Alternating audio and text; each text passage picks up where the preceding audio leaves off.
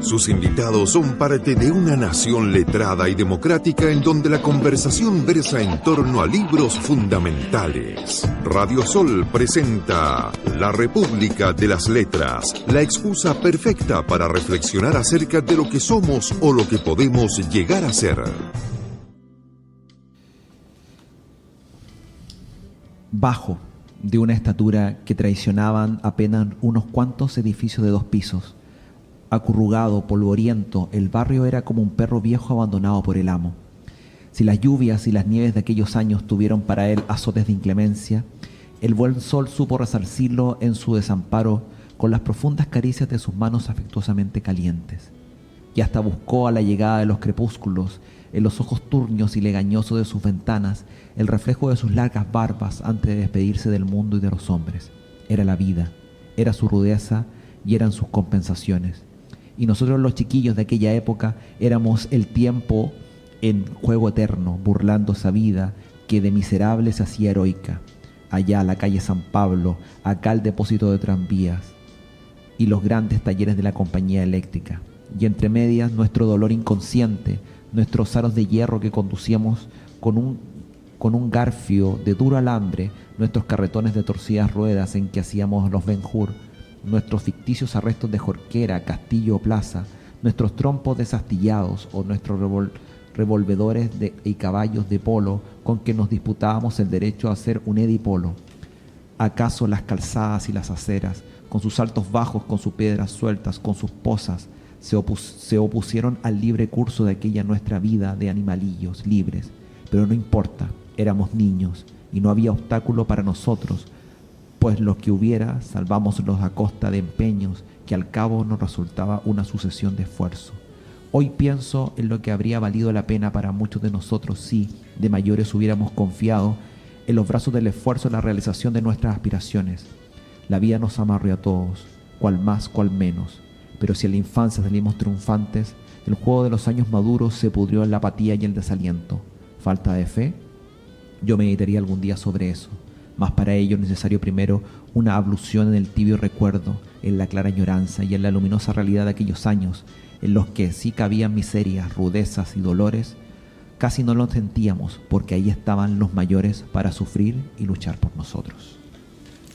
La sangre y la esperanza, de Nicomedes Guzmán. Este escritor chileno, es la novela con que abrimos. Septiembre ya. Septiembre, 50 años desde el golpe cívico-militar, el suceso que va a marcar este mes, que lo marcó hace 50 años. Sí, nosotros nos comprometimos con nuestros oyentes a poder realizar este ciclo, ¿sí? de estos libros que fueron censurados durante el periodo de dictadura, y nosotros seleccionamos muy arbitrariamente, porque es un catálogo como de 2000 libros que podíamos estar eternos. Chamullentos y arbitrarios. Siempre. Seleccionamos algunos de estos textos, y uno, digamos, es La sangre y la esperanza, que además estaba en el programa de estudio de enseñanza media en los 70 y fue completamente sacado por ser propaganda marxista. Esto es súper interesante porque uno de los grandes cambios, vamos a empezar al tiro porque Nicomedes Guzmán es uno de los escritores chilenos más importantes del siglo pasado y de la historia, en realidad, narrativa chilena. Pero hay que decir que efectivamente una de las primeras cosas que, como la República de las Letras de Antofagasta, también como parte del Club de Lectura Rebelde, de cuántos clubes de lectura hay, de cuánta cosa lectora rebelde hay en Antofagasta, tenemos que decir que efectivamente una de las cosas que hace la dictadura es generar un nuevo canon literario. Claro. Parte con esta quema de libros, está esta foto famosa donde, y este entre mito o no, que se queman los libros de cubismo de Picasso, pensando que eran libros de Cuba, pero efectivamente hubo quema de libros. ¿Te das cuenta lo que es quemar libros?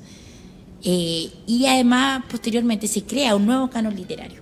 ¿Cómo se crea este canon literario? Esto lo tengo que contar porque me encanta. Por supuesto. ¿Cómo se crea este canon literario? En los años 80, las revistas Ercilla y la revista ¿Qué pasa?, revistas vinculadas al sector ideológico de la derecha de la época, los medios de comunicación oficial, lanzan al mercado una gran cantidad, o sea, series de libros que hasta el día de hoy pueblan las exiguas bibliotecas de Chile. Nunca se ha caracterizado porque Las las casas tengan esas tapas marrones, ¿no? esas tapas rojas, marrón. Ya, entonces, bueno, lanzan este canon en varias series. Hay una serie de clásicos, hay filosofía también, y en la parte de poesía y narrativa se construye un canon que excluye a autores como Manuel Rojas, Nicomedes Guzmán, Pablo de Roca, Pablo Neruda. No van a encontrar nunca. Busquen en sus libritos estas cosas que parecía tan... O sea, el tiraje de aquellos años era de, en promedio, 3 millones de libros al año. Tú comprabas la revista y te regalaban el libro. Sí. O sea, la política de fomento lectora. Todo cachete, a todo cachete y algo más. Entonces, bueno, y estos escritores que yo menciono, y a eso vamos a sumar a Augusto Balmar, a quien lo sacan por haber escrito La muerte del cura Deusto, que es considerada la primera novela donde un autor en Latinoamérica pone a transitar al sujeto homosexual. Estos libros, entonces, ustedes nunca ven estos libritos marrones, clásicos, inofensivos, ¿cierto? Parecieran ser. Parece, completamente, porque completamente además, inofensivo, tú no tenías idea. En cualquier casa, yo en recuerdo infantil, digamos, de visitar la casa de cualquier amigo, aparecían estas colecciones. Completa. Sí. Bueno, ahí no había nada de Neruda, ni de Pablo de Roca, ni de Manuel Rojas, ni de Dalmar, ni de Nicomedes Guzmán. Y como tú dices, Nicomedes Guzmán hasta el año 73 fue considerado y en particular esta novela, La sangre y la esperanza, que ya vamos a ver que es una de las novelas más representativas de la generación del 38. Sí, bueno, esta es sin duda una novela proletaria. Ay, pero déjame hablar de Nicomedes sí, por Guzmán. favor. Es que voy a solapear acá, pero No, mira, tengo una edición LOM. Tú también tienes sí, LOM. Una LOM, sí. Sí, son distintas LOM, es más. La mía yo me la saqué, me la regalaron de los libros que quemaron en la biblioteca amiga, el año pasado. Bueno, Nicomedes es una solapa muy linda. Nicomedes Guzmán nació el 25 de junio del año 1914 en el barrio Club Hípico. Al poco tiempo, la familia se trasladó a vivir al Mapocho, donde el niño Nicomedes conoció el mundo a través de esas mismas calles y conventillos de esos mismos hombres y mujeres que serían luego escenario y protagonistas de sus relatos. Alcanzó apenas a terminar la primaria y fue luego acarreador de caja, peoneta, ayudante y tipógrafo, encuadernador. Pero su temprana entrada al mundo laboral no disipó su interés por la lectura ni su afán por aprender, y en cuanto pudo terminó sus estudios en un liceo nocturno. Ya en aquellos años escribía poemas y esbozaba cuentos. Pronto se hizo colaborador de la revista infantil El Peneca. Ahí escribió unos cuentos, profesor, pero nunca fueron publicados. Y más tarde, de diversos periódicos de Santiago y provincia, la publicación de su libro Los hombres oscuros en 1939 le valió no solo los elogios de la crítica, sino también un empleo en el Departamento de Extensión Cultural del Ministerio del Trabajo. Oye, pero te das cuenta que podías escribir y llegar a trabajar en un ministerio. Ahora, no, jamás, nunca en la vida. Oye, bueno, decir que esta novela, La sangre y la esperanza, es una novela más conocida, fue publicada el año 1943. Y Nicomedes está inscrito en la generación del 38, que según el crítico Fernando Alegría posee ciertas características que son comunes. Acá encontramos a Óscar Castro, conocida como la novela realista y muy vinculada a la cuestión social. Este crítico que yo te menciono justamente menciona como característica de la generación del 38 la importancia de la función social. Hay un esfuerzo por caracterizar al chileno, pero ya no desde esta caricatura, que Nicomedes Guzmán era muy crítico de las novelas costumbristas, sino desde acá se complejiza el sujeto, al complejizar el sujeto en el fondo, se complejiza la identidad y está muy afincado en las circunstancias históricas y la relación de la historia con el sujeto, entre otras características. Ya, profesor, ¿de qué va la novela? Es que tenemos que hablar de... No, anda súper bien, porque además Nicomedes Guzmán yo siento que es un autor que es súper poco conocido. Yo incluso en Profes de Lenguaje no 50 lo cachaba, años, no es nada. No lo cachaban nada, muy poco. Yo siento que para entender, digamos, lo que es ser niño a principios del siglo XX, es fundamental leer La sangre y la esperanza. Yo la verdad es que estoy viendo esta materia con mis estudiantes de segundo medio y he recurrido mucho a las lecturas de La sangre y la esperanza porque, sí, pedacitos, digamos, porque inmediatamente te sitúa en un momento, sitúa la mirada de un niño en esta época. Entonces, claro, es una novela proletaria, ambientada en la década del 20, con un realismo social, pero además tiene estos fragmentos de poesía tan bonito. Y está muy bien descrito las calles, digamos, de los conventillos. Más adelante vamos a hablar un poco de los conventillos de los barrios de Santiago, estos barrios que están alrededor del río Mapocho, que se inundan, que les pasa de todo, en un momento donde están pasando muchas cosas, muchos procesos históricos. O sea, de partida, por ejemplo, es el comienzo del fin del ciclo del salitre.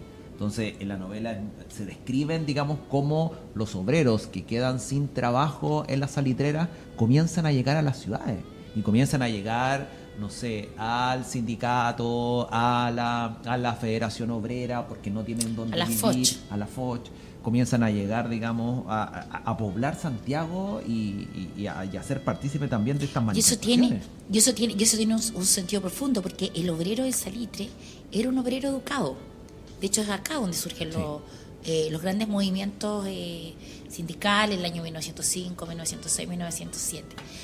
Bueno, Nota al pie, el profesor entrevistó a Gabriel Salazar, al gran Gabriel Salazar, y nos hicieron un repaso de él. Oye, sí, yo tenía una pregunta. Bueno, tenía millones de preguntas que no pude hacer, pero una de las preguntas tenía que ver con eso, donde yo lo enganchaba con La sangre y la esperanza, porque él sostiene, por ejemplo, en su último libro, él sostiene que el periodo entre 1901 y 1925 es un periodo de profunda autoeducación del pueblo, que es precisamente el periodo en que está ambientada la novela. Y queda súper claro, digamos, en la novela, donde buena parte de las acciones suceden en la Federación Obrera, donde se realizan obras de teatro, donde toda la vida social, la vida cultural gira en torno a estos espacios sociales, donde, claro, hay debate político, hay reuniones, pero hay una profunda vida cultural, hay actividades para los niños, hay actividades para las mujeres, los obreros se reúnen también, hay permanentemente teatro y obras dando vueltas. Oye, dato también que entregó Gabriel Salazar, eso lo entregó en la mañana, porque el profesor lo entrevistó ahí en la sede, en el sitio de memoria de Providencia. La Foch tuvo colegios, fue dueño de colegios, y ellos diseñaban el modelo educacional y pedagógico que seguían esos colegios. O sea, imagínate el nivel de instrucción de una federación obrera que mantenía y sostenía escuelas y colegios. Sí, no, es muy interesante ese periodo, porque además ese proceso de autoeducación culmina, digamos, con un proceso que va a llevar precisamente a una asamblea constituyente de asalariados, digamos, y profesionales, que va, digamos, a ser duramente traicionada. Y militares también, que va a ser duramente traicionada, digamos, el año 25 por Arturo Alessandri. De ahí hablaremos del personaje, que también de alguna... Porque además no es cualquier momento, por ejemplo, aquí aparecen muy bien descritas el tema de las protestas, que además está muy, muy bien escrito. O sea, en el fondo es capaz la maestría de Nicomedes de plantarte no solamente como lo que sucede ahí, sino lo que está pensando, lo que sucede con los niños. En fin, tan bien descrito una serie de acciones que en un momento también histórico, el momento de la traición, literal, digamos. Entonces eso está... Y él lo toma. Oye, en esta novela hay que decir que se ve el protagonista Enrique Quilodrán es un narrador que además de modo exquisito evoca los acontecimientos. O sea, él nos empieza a contar desde su niñez, pero está todo el rato evocando, y yo creo que eso también tiene este dejo como, está también escrita en la novela, este dejo como de nostalgia. De hecho, él dice: hoy no preciso de imaginación, me basta evocar, y he aquí cómo la vida se me entrega entera en la realidad pasada. Ya, yo no sé cuántos minutos No, yo llegamos creo que porque ya estamos en el no hemos dicho que Bernardo está enfermito. Oye, sí, partimos, pero... No, dispersión absoluta. pero ahí estuvo Bernardo. Sí, Sí. no, lo que pasa es que es septiembre. Septiembre para nosotros, para este modesto programa, ya son 50 años. Hemos estado un poco sobrevendidos, estamos full en conmemoración. Ya, profe, ¿vas tú primero con el tema? Sí. Bueno, yo quiero decir respecto de este tema que los niños siempre son la fibra sensible por el que se va depositando las subjetividades del presente, donde de alguna forma también se van acumulando el amor, el desprecio, la pobreza, la indiferencia, la soledad, el maltrato directo y indirecto también del mundo de los adultos, y que de alguna forma los va modelando, los va arriesgando y los va desafiando muy tempranamente. Y en torno a eso les quiero proponer la siguiente canción. Esta canción es de Víctor Jara y se llama El Niño Yuntero.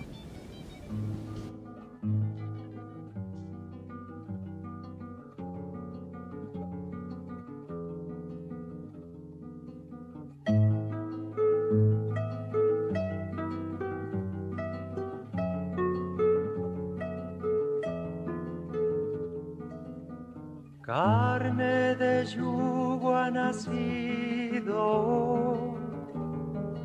más humillado que bello, con el cuello perseguido, por el yugo para el cuello. Empieza a vivir y empieza a morir de punta a punta, levantando la corteza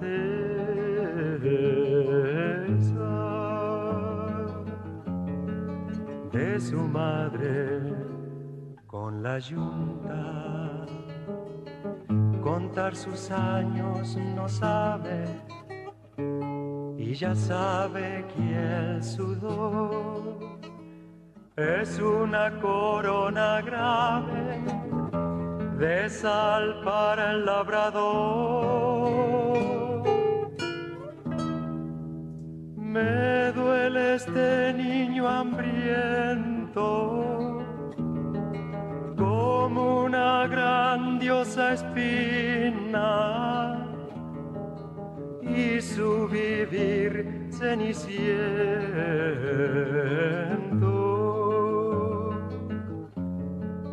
revuelve mi alma de encina. Contar sus años no sabe y ya sabe que el sudor es una corona grave de sal para el labrador. ¿Quién salvará a este chiquillo?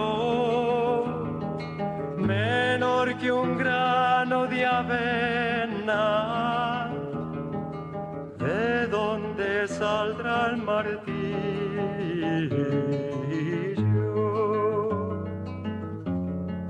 Verdugo de esta cadena, que salga del corazón de los hombres jornaleros que antes de ser hombres son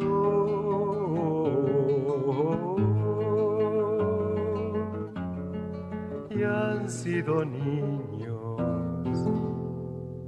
yunteros.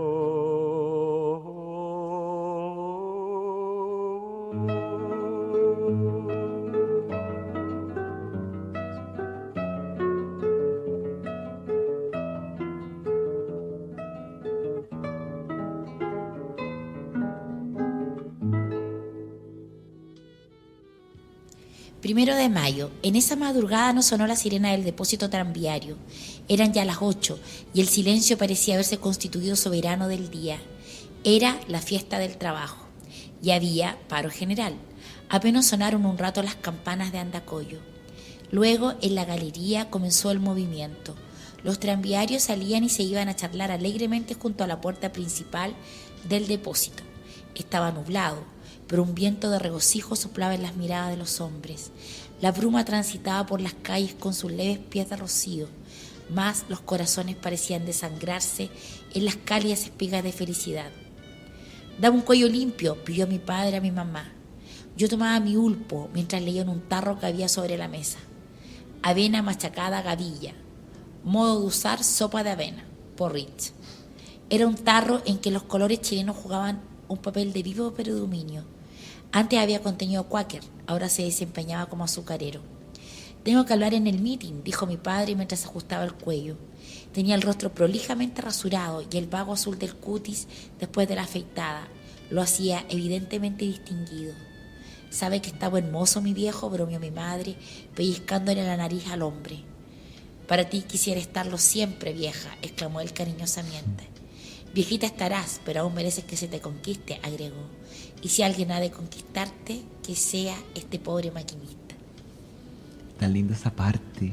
Pero dime que no. ¿Sabes qué?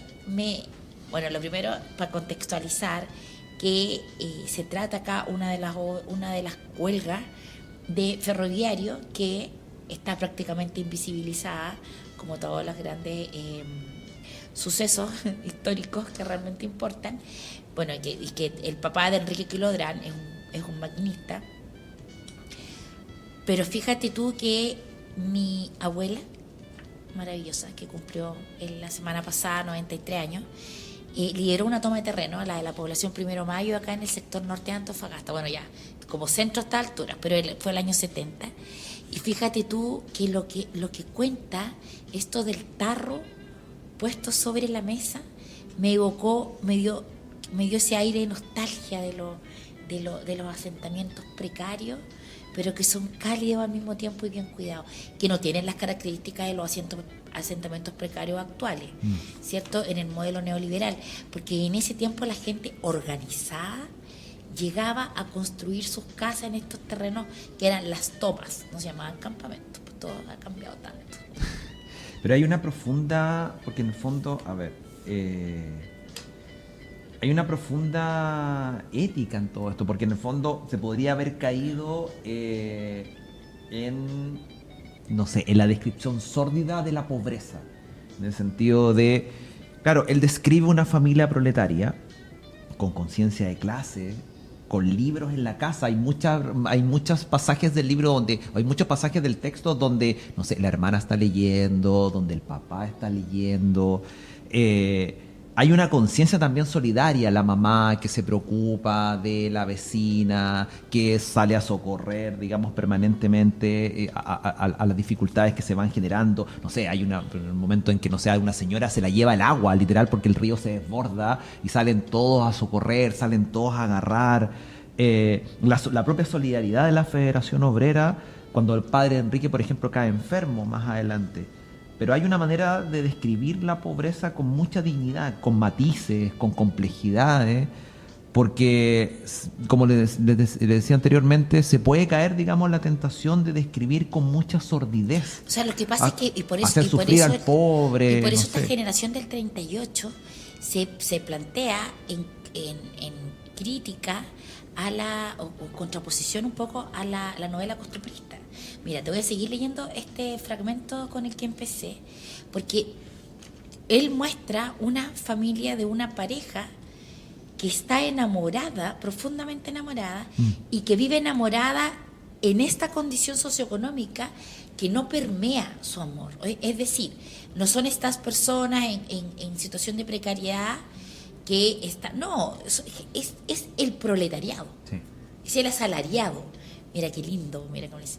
Reía bromeando. Mi padre se amarrió tiernamente a su mujer, cogiéndola por los hombros y la besó en la frente. Poseía unos dientes blanquísimos, robustos, muy distintos a los de mi madre, cuyos reparos de oro, ¿te acuerdas que usaban? Sí. Comenzaban ya a desprenderse. Está humilde el joven, repuso ella con un poco de sana ironía sin dejar de reír. Me agradaba profundamente ver a mi padre entregando en simples y espontáneos gestos su mundo tierno a la mujer de su vida. Hubiera sido feliz contemplándole restregar su rostro curtido de hombre contra el pecho de su compañera. Con qué deliciosa fruición yo realicé esto como hijo en más de una bella oportunidad, mientras mi madre enredaba sus dedos filiales en mis cabellos acariciándome. Esa era la vida del asalariado, y el objetivo en la vida era vivirla. Sí. Se amaban en su condición asalariada, y su leitmotiv no era, por ejemplo, escalar, trasladarse. No había concepto de movilidad social. Había más bien un ímpetu colectivo por condiciones justas y salario justo en el trabajo, y una profunda convicción y cariño a la condición de clase. Un profundo compromiso con la condición de clase. Sí, sí, pero ojo que, claro, es la historia de Enrique, en la mirada de un niño, porque además eso también parece súper interesante, lo retomaremos en algún momento, porque no es la perspectiva del padre, que podría haberlo sido, que es la perspectiva del trabajador, de un dirigente tranviario, o la historia de la huelga, o de la lucha obrera, sino la historia de un mundo, de este niño que va observando este mundo con esa sensibilidad, con ese asombro de quien va descubriendo también la propia dureza, la dureza, digamos, de este mundo, y va esforzándose, digamos, en convertirse en hombre muy rápidamente. O sea, en el fondo es este niño que salta, no hay una adolescencia acá, o sea, en el fondo es pasáis de niño a ser inmediatamente un hombre, un obrero, y la crudeza y la rudeza de aquello también. Lo que pasa es que eso también es la lectura, hay una lectura histórica, y porque la juventud es un fenómeno antropológico que está determinada también por la historia. Sí. O sea, piensa tú que en el contexto en el que estamos conversando, porque la juventud en el fondo es el espacio que media entre que tú terminas de ser niño y eres adulto, y ese espacio se ocupa en estudiar, en prepararte. Pero ¿qué pasaba en el proletariado? Por ejemplo, mi abuelo, que Dios lo tenga en su santo reino, eran chicos que terminaban la educación primaria en sexto básico para ir a trabajar. Y esa era la norma. Había una normalidad impuesta que era así. No había una discusión respecto de ese hecho. No.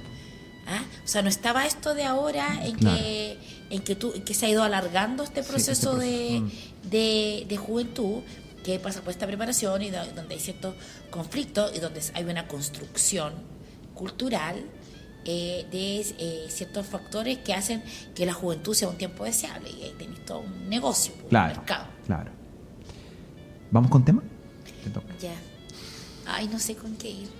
Yo creo que, bueno, en virtud de la historia que contábamos, que narrábamos de esta magnífica novela, voy a ir cuando voy al trabajo, y lo lamento, profe, pero también voy con Víctor Jara.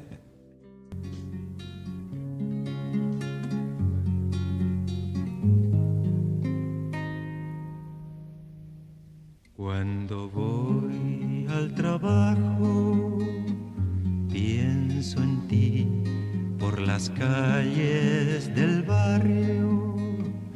Pienso en ti cuando miro los rostros tras el vidrio empañado, sin saber quiénes son, dónde van. Pienso en ti, mi vida, pienso en ti,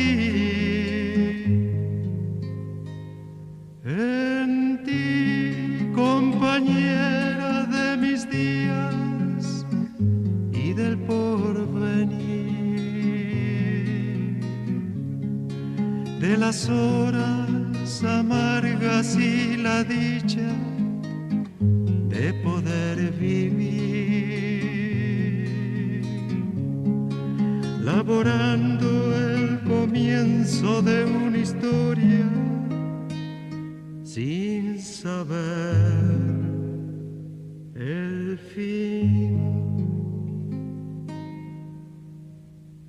Cuando el turno termina y la tarde va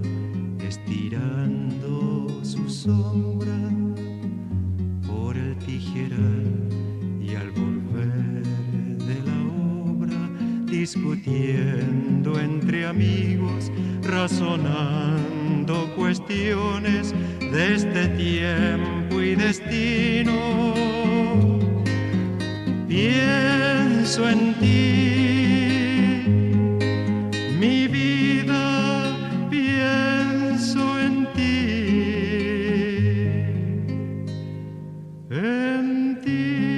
compañera de mis días y del porvenir, de las horas amargas y la dicha de poder vivir, laborando el comienzo de una historia sin saber el fin. Cuando llego a la casa, estás ahí y amarramos los sueños.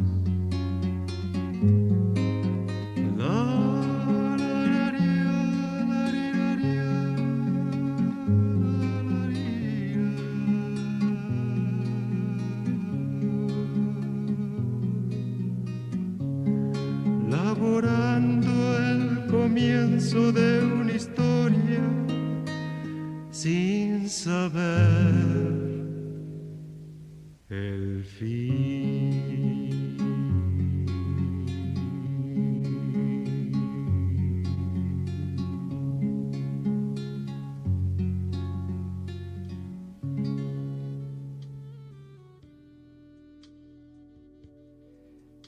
Varios días cayeron como pesadas piedras, trizando las turbias pozas del tiempo. Cartas de oscura significación saltaron al rectángulo humilde de nuestra pobre vida. La lluvia se había ensañado de nuevo sobre la ciudad y nuestro barrio parecía hundirse, tiritando como un viejo decrépito bajo el peso de los líquidos rebencazos celestiales. El viento ululaba, a veces rebanándose las alas en las calaminas mohosas de las casas jibadas y de los ranchos. Y de pasada mordía el corazón de las campanas y laceraba el cuerpo de los hermanos Pinos, que clamaban por una estrella para sus confidencias vegetales. Mi padre en el lecho se esforzaba por olvidar sus dolencias, fijando su voluntad en las páginas de algún libro, de los tantos que poblaban los anaqueles de un pequeño estante situado en un rincón. Sobre el velador se apilaban los frascos con tomas, y una taza de tilo que recién le había preparado mi madre humeaba semejando la blanca y floreada chimenea que fábrica extraordinaria. Deja la lectura, mi hijo, por favor, pedía mi madre. La fiebre te está comiendo y te hace mal. El padre la miró desde el lecho con una pura mirada de comprensión. Estaba pálido, ojeroso, trémulo, abatido físicamente, pero tenía el espíritu íntegro y sus pupilas eran lo bastante expresivas como para contener y demostrar la verdad de su realidad interna. Calla, Laura, mi hija. Si tú supieras lo bien que me hace todo esto que leo, nunca se comprende mejor que en momentos como estos la importancia de los libros.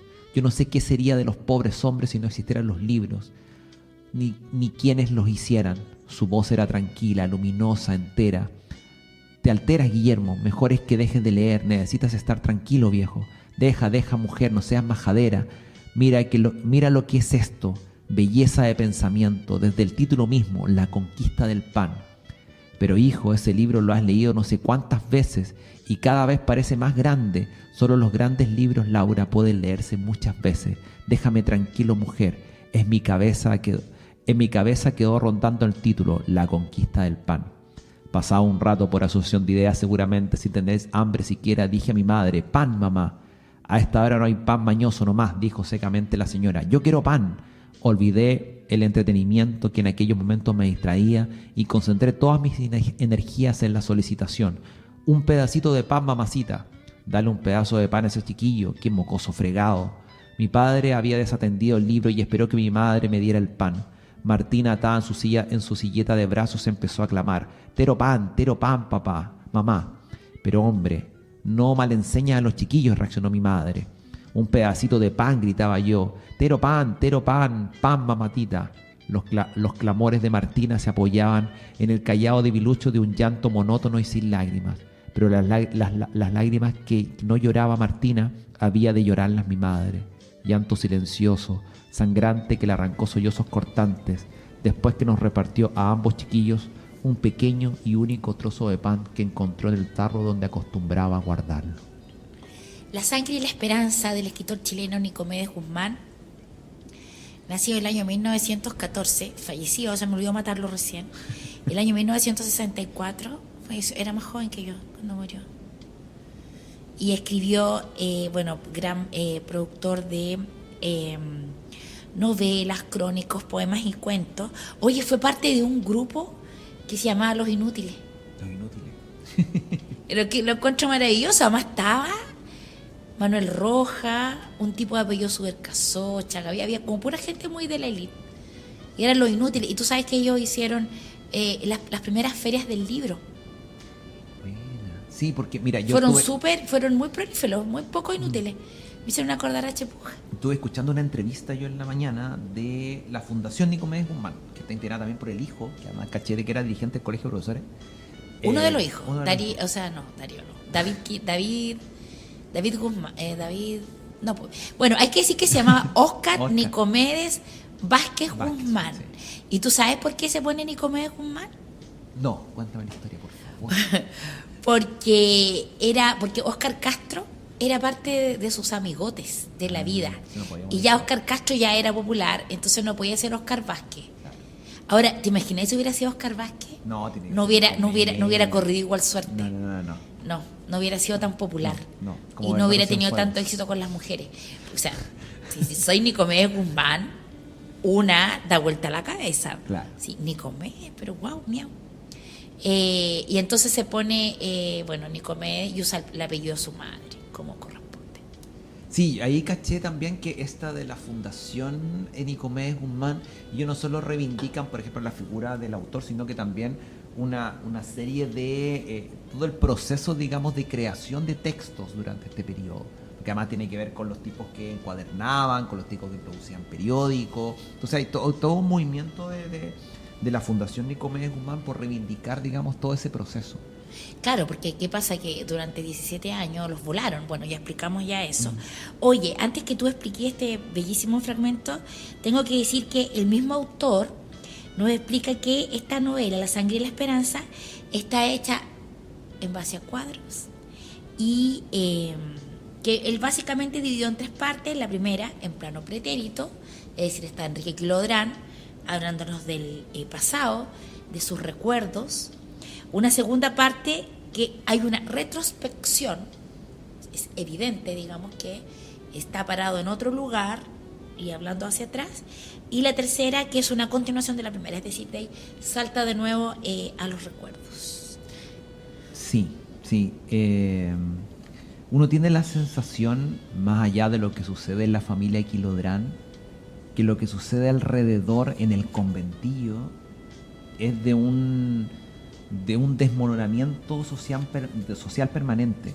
No sé, pues está la historia al inicio de Zorobabel, que es brutal, digamos, de este padre que se muere, después en el mismo funeral, digamos, el hijo ya se había dado cuenta de que la esposa de su mamá, en el fondo, le engañaba. Algo bastante común en la época también. Claro, lo engañaba, digamos, y el tipo con el que lo engañaba, digamos, era un personaje súper sórdido, alcohólico, se vuelven los dos alcohólicos. En ese proceso también, en algún momento, donde van a recoger viruta, tiene una pelea con otro niño y el niño cae, digamos, adentro de una máquina y muere también. Entonces, claro, es de un desmoronamiento social permanente. No sé, por ejemplo, está esta Belsina que permanentemente golpea, que también parece que el marido es dueño del conventillo o ministra del conventillo, pero cada vez que llega el marido, la golpea. O sea, llega borracho y ella sabe, digamos, que la van a golpear, y la mamá de Enrique la va a socorrer, la ayuda, le pide bicarbonato, una serie de cosas, digamos. Pero ¿sabes qué pasa? Que este retrato vocal que hay es un retrato que se repite en un contexto similar, yo diría que hasta en los años 80, y que se sigue repitiendo hoy en muchos asentamientos irregulares. A mí me gustó mucho una crítica que hace Lucía Guerra, gran amiga, una académica de la Universidad de California, donde ella señala que ella no habla le molesta que se hable de desmoronamiento moral o brutal, porque dice que ese es un concepto de clase. O sea, que eso es un desmoronamiento brutal en el relato, digamos, desde quienes tenemos esta mirada otra. Ah, ok. Me gustó ese comentario, se lo algún día. Que la mirada de la Iglesia, ojo, la gran crítica que hacía la Iglesia a principios del siglo XX, o sea, en el fondo, ¿por qué se comienzan a preocupar? Era precisamente por esto, por el tema sexual, por la prostitución infantil y la prostitución de las mujeres en la calle. Entonces es este debilitamiento moral que hace que la Iglesia comience a fijar sus ojos ahí, o esta cantidad de niños que comienzan a llegar a los orfanatos. Entonces se da mucho, digamos, que la mirada de la clase alta a través de la Iglesia comienza a llegar a partir de ahí, de la caridad cristiana, y a partir, digamos, de esta Iglesia que, oye, estos tipos están en un desbandado moral completo, por tanto hay que ayudarlos, pero no sí, hay un tipo de caridad que es muy propia del inicio del siglo XX, que tiene que ver no tanto con resolver las condiciones de injusticia, sino que más bien con una situación de normalización, de normatividad al pobre, como de enrielarlo, ¿te fijas? Sí. Pero en el fondo que tiene fines, primero de asimétrico, en el sentido de yo tengo la norma, entonces te la impongo, y en segundo lugar de un poco vigilar y castigar. Sí. Ya, profe, tema, rápido. Sí, bueno, una de las cosas que yo ocupo en clases para retratar este tema, es que Chile en esa época tiene una de las tasas de mortalidad infantil más altas a nivel mundial. Y a propósito de eso, a que era tan común la muerte infantil, que un rito que se desarrollaba en el campo y como consecuencia también de la migración campo-ciudad, se traslada a las ciudades, es el angelito. Y en ese sentido los invito a escuchar el ring del angelito de Violeta Parra.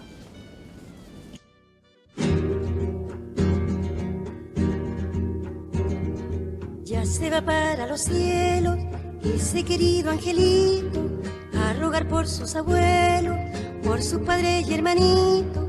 Cuando se muere la carne, el alma busca su sitio, adentro de una amapola o dentro de un pajarito. La tierra lo está esperando con su corazón abierto, por eso que el angelito parece que está despierto.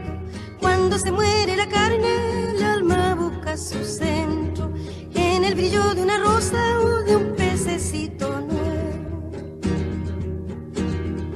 En una cuna de tierra arrullará una campana, mientras la lluvia le limpia su carita en la mañana. Cuando se muere la carne, el alma busca su diana, en los misterios del mundo que le ha abierto su ventana. Mariposas alegres de ver el bello angelito alrededor de su cuna, le caminan despacito. Cuando se muere la carne, el alma va derechito a saludar a la luna y de paso al lucerito. ¿A dónde se fue su gracia? ¿Dónde se fue su dulzura? Porque se cae su cuerpo como una fruta madura. Cuando se muere la carne, el alma busca en la altura la explicación de su vida cortada con tal premura, la explicación de su muerte prisionera en una tumba. Cuando se muere la carne, el alma se queda altura.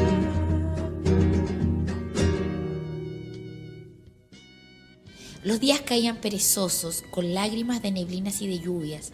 El otoño se alzaba aún a la vera de la vida con el fatalismo doloroso de todos los abandonados, y era como si en la voz de las campanas, precisa para decir su palabra matutina, desperdigara a veces el otoño de sus desamparados cantos de ciegos sin lazarillo.